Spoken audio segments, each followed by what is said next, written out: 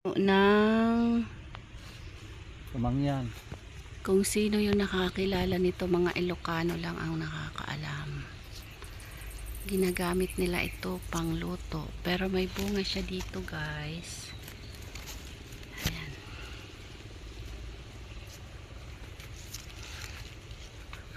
Kung Ilocano ka, anong puno to? Karamay. Karamay. Sana yan. So binibenta nila to, guys. Mahal to sa palengke. Ang kilo ay 120 ang kilo. 120 ang kilo. So last time nung pumunta kami, maraming bunga na harvest na siya. Ngayon, ay! Ayun, oh.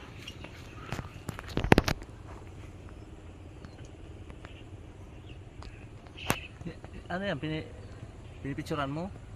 Pang thumbnail. Ha? Pang thumbnail. Ang dami niya doon, oh. Ang laking puno nito, oh. Yan, tapos yung kalabaw, yung napi. Tapos double purpose siya ito kasi mayroon ditong nakatira. Ayan, may kalabaw. May bibi kalabaw. Oo nga. May bibi kalabaw. Turi na kamay, turi. Na-practice na to siya. Ay, sa liig lang pala. Wala pala silang Sa liig lang ang tali. Hindi sa Doon sa Palawan, nasa sa sungay la. pungot. Sungay, nakadagsantal kaya patigas ang ulo. Kaya pag nag-aararo, hindi ba? Hindi ma... Hila.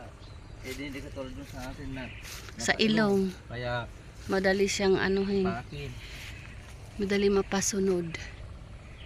Marami na naman tong mabibenta si Inang. Ito dito Yan yung bunga. Ay. Oo nga.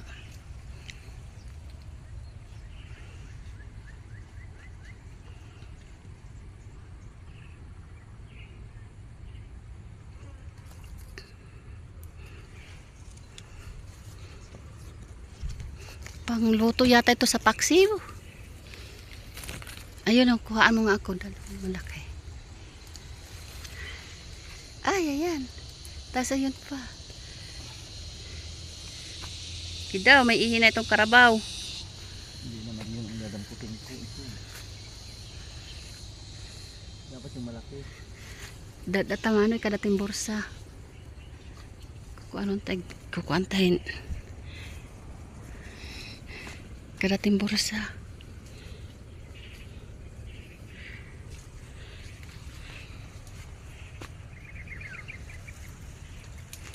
Agi daw.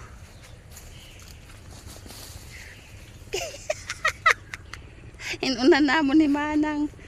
Makita to ni Sani. Tama na. Yung jacket mo sa likod. Aw, didi kuhaan ka ng kuan. Hindi. Kanang salamin, didi. Tapos si kanto timbag. Nangawat. At mo, dagkuda. May maabot. Yutig, ay, kay may bulaklak. Baka madudyong. Yan dahil bulaklak to. Oo nga, para siyang kamyas. Ito singgalahin